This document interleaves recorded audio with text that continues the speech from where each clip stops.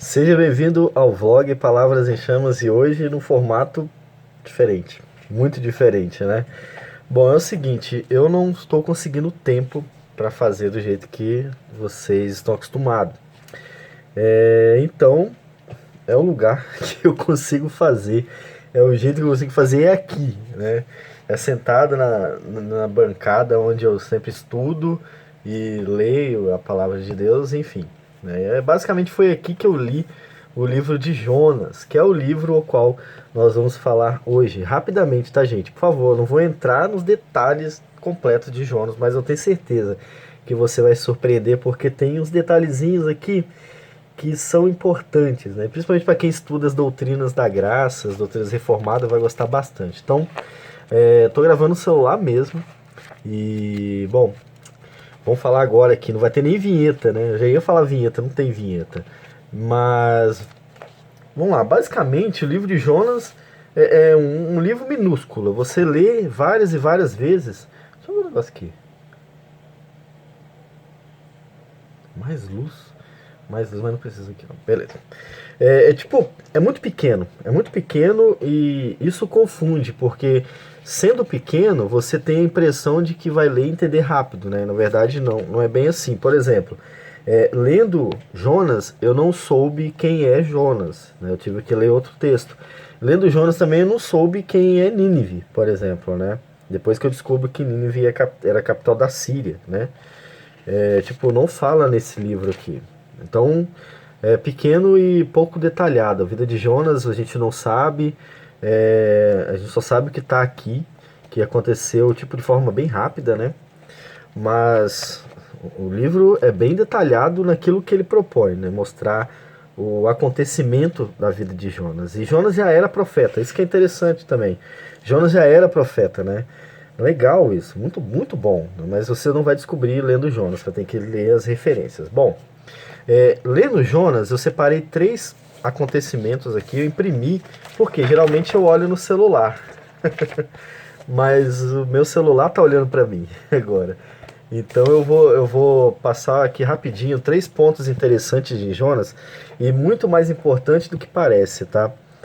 Lendo Jonas todo e lendo Naum também, é importante ler Naum. Se você quer estudar Jonas, leia Naum também.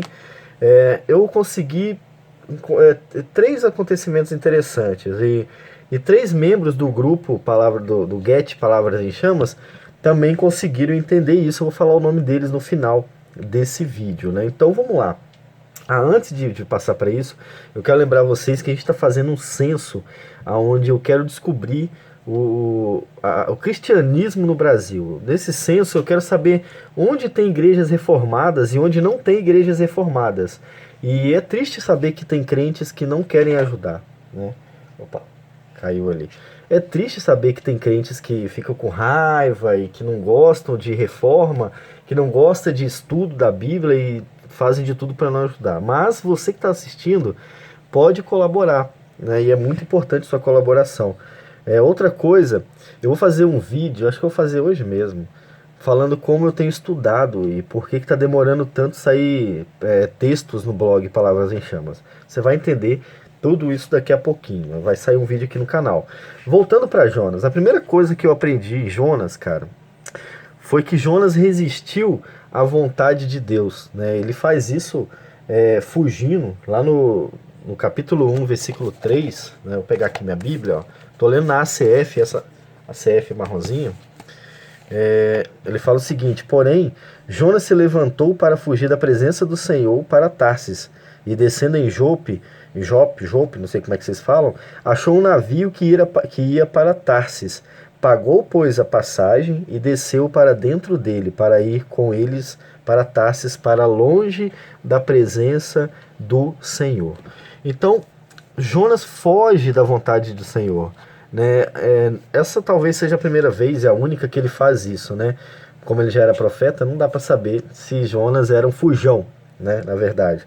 Mas a primeira coisa que a gente descobre é que Jonas fugiu. E isso todo mundo sabe, né? Por isso que ele caiu na boca do peixe. Mas todos nós fugimos do Senhor durante um tempo, né? E a gente aprende isso em Graça Irresistível. né? Todo mundo foge da presença do Senhor durante o tempo, mas nós não fugimos por muito tempo. É isso que é interessante. Jonas também não fugiu por muito tempo, tanto que no capítulo 2 ele é capturado por Deus, né? Aquela baleia ali era a vontade de Deus para que Jonas voltasse, né? Deus não escolheu outro profeta por causa disso. Ele foi atrás de Jonas. É você, Jonas, que eu quero. Então a gente percebe a mesma coisa. Nós fugimos também da vontade de Deus. E Deus prepara um caminho, né? Ele não prepara muitas baleias hoje em dia. Ele prepara outras coisas, né? Mas Deus também nos traz. Então isso é a graça irresistível, né? O Espírito Santo, quando vem nos chamar, ele é irresistível. Você foge durante um tempo, mas uma hora você não vai conseguir mais fugir. E aí que tá, né? Isso aconteceu com todo mundo. Você, se está no meu canal, você foi capturado pelo Espírito, sim. Você pode ter fugido durante um tempo, mas não durou muito tempo, né? Aliás, tem gente que até dura, né? A segunda coisa que eu percebo é que Jonas aprendeu. Nossa, isso aqui foi hoje isso aqui. Jonas aprendeu que não é a nossa vontade que orienta a vontade de Deus. Né? Tô lendo aqui, ó. Ele desejava a destruição de toda a cidade, né? Como você vai ver no capítulo 3, do 5 até o 4:3, né? Jonas, ele se fixou tanto na mensagem que ele tinha que falar, que a mensagem dele era que Nínive seria destruída em 40 dias, né? Deixa eu ver aqui a mensagem, 40 dias. Nínive será subvertida, na versão ACF, que ele desejou a morte das pessoas, né? E isso é uma coisa muito séria, né? Pois às vezes a gente deseja a morte do ímpio. Também a gente que deve pregar salvação, às vezes cai nessa ideia de desejar a morte do ímpio. E Jonas, ele desejou a morte do ímpio ali, né? Ele realmente tinha um pensamento contrário à vontade de Deus. Tudo bem que Deus tinha motivos para destruir Nínive, tanto que ele destruiu cerca de um século depois, como você aprende lendo o Manual MacArthur. Tem vídeo review dele aqui. Mas não era naquele momento que Deus iria fazer isso. Bom, ainda que a mensagem fosse essa, né? Porque a mensagem é bem clara, ó. No 3:4, a parte B, ainda 40 dias e Nínive será subvertida. Então a gente acaba ficando assim, não, mas Deus não falou que ia fazer e agora ele mudou. Ele mudou porque o povo se arrependeu, né? O povo se arrependeu. E a gente tem que seguir esse mesmo exemplo de Jonas aqui, de não desejar a morte do mal, do ímpio, né? E quando eu disse de Jonas, eu estava pensando em Romanos 10. Eu vou passar aqui Romanos 10 rapidinho e você vai entender o que eu estou dizendo. Nós não devemos desejar a morte do ímpio, gente. A gente deve pregar o evangelho. E a gente acaba vacilando nisso. As pessoas fazem coisas ridículas sobre isso, né? E olha que eu sou calvinista e eu estou dizendo isso, tá? Então, você vai ver lá, por exemplo, em Romanos, Paulo falando, deixa eu me acertar aqui, deixa eu marcar aqui. Você vai ver Paulo em Romanos falando alguma coisa parecida, por exemplo, ó, versículo 1, 2 e 3 eu marquei aqui. Deixa eu ver se é 1, 2 e 3. 1 e 2 só. Paulo falando, irmãos, o bom desejo do meu coração e a oração de Deus por Israel é para a sua salvação, porque lhes dou testemunho de que tem zelo de Deus, mas não com entendimento. E se você voltar no capítulo 9, você vai ver Paulo sendo até mais radical, ó. Em Cristo digo a verdade, não minto, dando-me testemunho a minha consciência no Espírito Santo, que tenho grande tristeza e contínua dor no meu coração, porque eu mesmo poderia desejar ser anátema de Cristo por amor dos meus irmãos. Quando ele fala isso, ele está falando daquelas pessoas que não faziam parte do reino, né? Mas Paulo amava essas pessoas e desejava a salvação deles. Então, nós também devemos ser assim. Nós devemos pregar a esperança e não morte. E as pessoas às vezes pregam morte ao invés de esperança. O ímpio que está fazendo maldade, que está vivendo aquilo que lhe convém, precisa ser alvo das nossas orações e não da nossa condenação. E, tipo, Jonas demorou para entender isso. Nós também demoramos para entender isso, né? Às vezes nós caímos nesse erro também. O terceiro ponto é que haviam eleitos morando em Nínive. Por que, que Deus pregou o evangelho em Nínive durante um tempo e 100 anos depois ele destruiu Nínive? Como você vai ver em Naum, porque em Naum você lê Deus fazendo isso aqui, ó. Deus pega Nínive, né? Isso é Nínive, né? Não, isso aqui é a Bíblia. Vou pegar outro livro aqui. Vou pegar um livro que parece Nínive. Calma aí, gente. Ah, não, é isso aqui. Você pega isso aqui. Você pega Nínive, esse aqui é Nínive, tá vendo? Ó? E Deus pegou essa Nínive aqui, que parecia bonito, tá vendo? Bonito. Ele pegou e fez aqui, ó. Ele rasga Nínive. Deus, o profeta Naum, ele não tinha papas na língua. Ele falou, assim, coisas que você fica assustado se você for ler.